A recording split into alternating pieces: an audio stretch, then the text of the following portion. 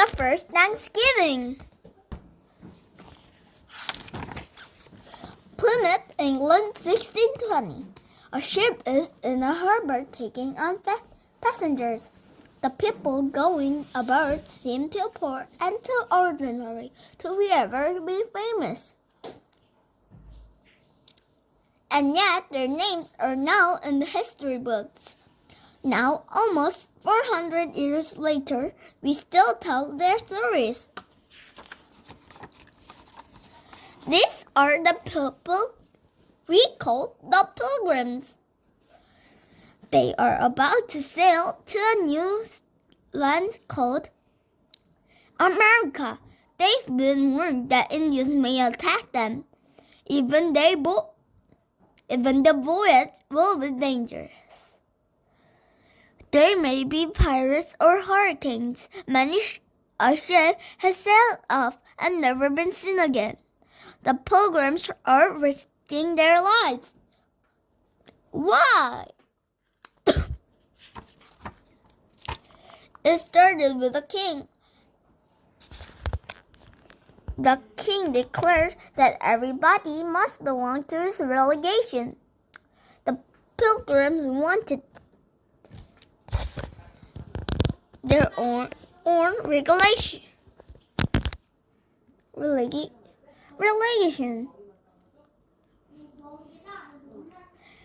They tried meeting in a secret. But the king sent spies to watch their houses. He sent soldiers to arrest their leaders. Even their neighbors turned against them. So Pilgrims decide to leave England.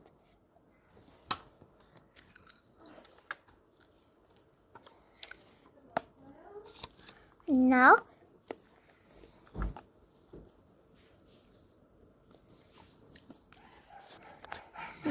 at the last, they are on the ship that will take them to across the ocean. The Mayflower. Other people have joined them. Everyone hopes for a better life in America. They have given their houses. They have said goodbye to their friends. They have said goodbye to England too.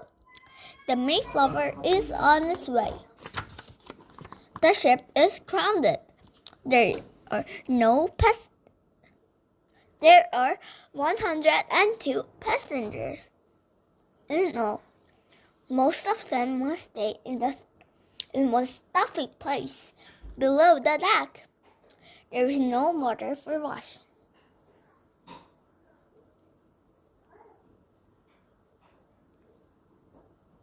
No toilet.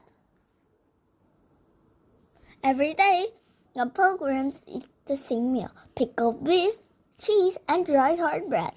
Some of the bread is full of worms.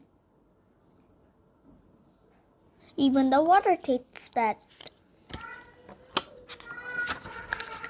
Halfway across the ocean, the Mayflower is hit by a terrible storm. Weeks after weeks, huge waves crash across the deck.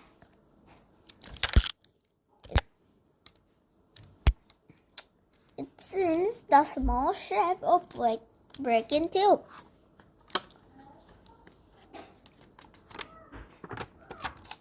But the Mayflower is still afloat after 9 long weeks at sea. One morning, a look at spots a dark speck ahead. Land, what a thrilling sight! They have reached their new home. The ship gets closer. The Pilgrims see a sandy beach and many trees. America looks wild and strange. It is safe. Are Indians hiding in the forest? A search party goes on ashore. The men walked along for miles and miles. Suddenly they see Indians, but the Indians are frightened and run away. The men kept exploring. They found wonderful things. Corn basket, a spring. They take fresher water back to the ship. How sweet it tastes. Now the pilgrims must choose a good place to live. A place with a harbor and fresh water and food.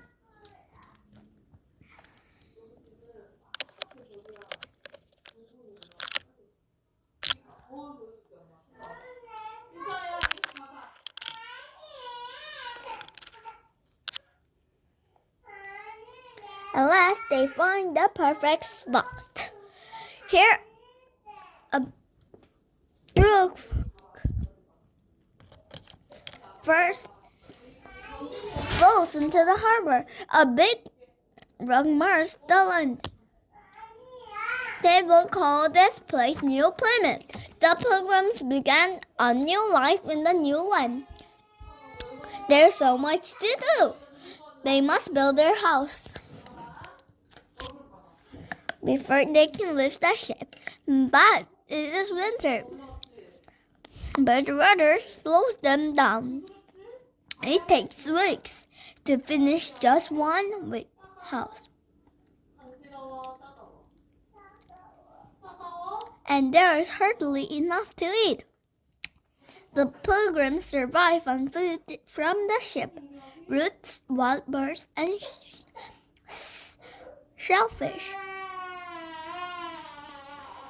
How they wish for a dish of pudding and a slice of beef. On a nearby hill, the pilgrims make a platform where they can live. They know the Indians are watching them. They can see smokes from their campfires. They can hear woods. They can hear them in the woods. A guard is posted day and night. How hard the first winter is. Every day is bleak and cold. Fierce icy wind ripped through the settlement. Freezing rain falls for hours. The pilgrims huddle together by their fires. They feel miserable and so alone. Almost everyone gets sick. Many people die. The small pilgrim band gets smaller and smaller. By the end of winter, only half of the pilgrims are still alive. The pilgrims bury the dead at night in the secret grave. The Indians must not know how few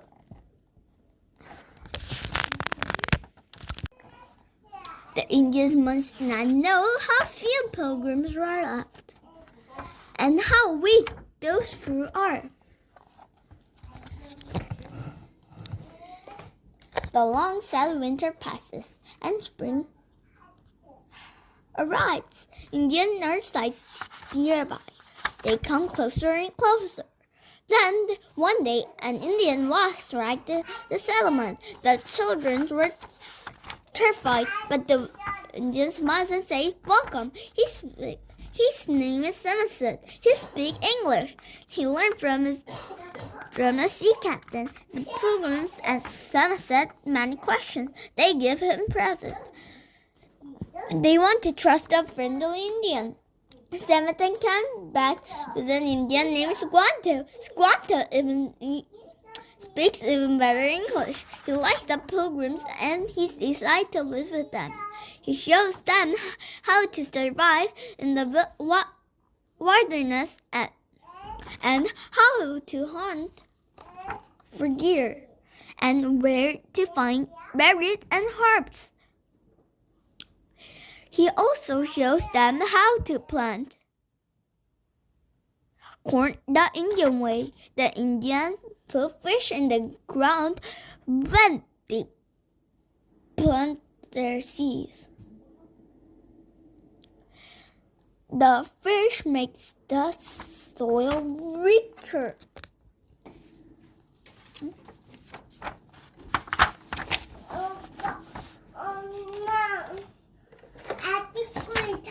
The Pilgrims want to make friends with all their Indian neighbors. Squanto and Samoset tells them about an Indian king named Massasoit. He is a great and wise leader. Massasoit comes to visit the Plymouth. The Pilgrims' governor bows and kisses the Indian king's hand. Massasoit bows and kisses the governor's hand. Then they walk together. A treaty is made. The Pilgrims and the Indians will not harm each other. There will be peace. The Indian leader draws a sign. The governor writes his name. This treaty is kept for 54 years. In April, the Mayflower sails back to England, but Pilgrims are sad to see it leave. But not one of them lives with it.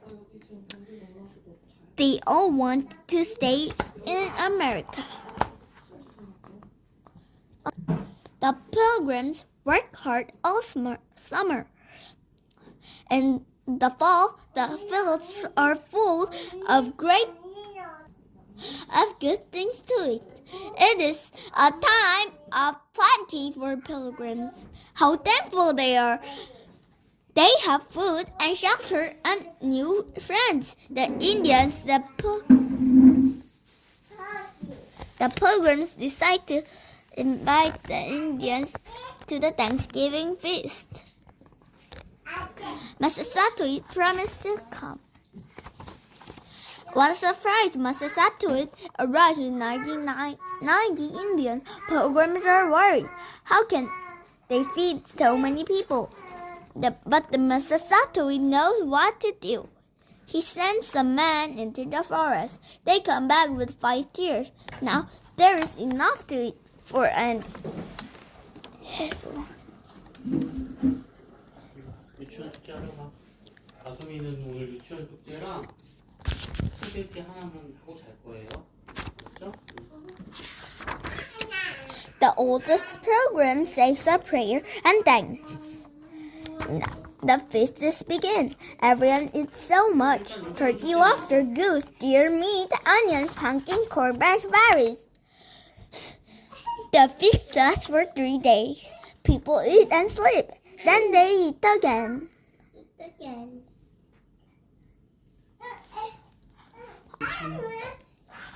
The Indians do special dances. The Pilgrims men run races. They have shooting matches. The children play games like tag and blind man bluff. Everyone has a wonderful time. As the years go by, more people from England come to America. The little town of Plymouth gets bigger and bigger. The children of the Pilgrims grows up and have their own children. And they have harvest feast too. In 1863, Abraham Lincoln, the President of the United States of America, makes Thanksgiving Day a national holiday. The first Thanksgiving is never forgotten.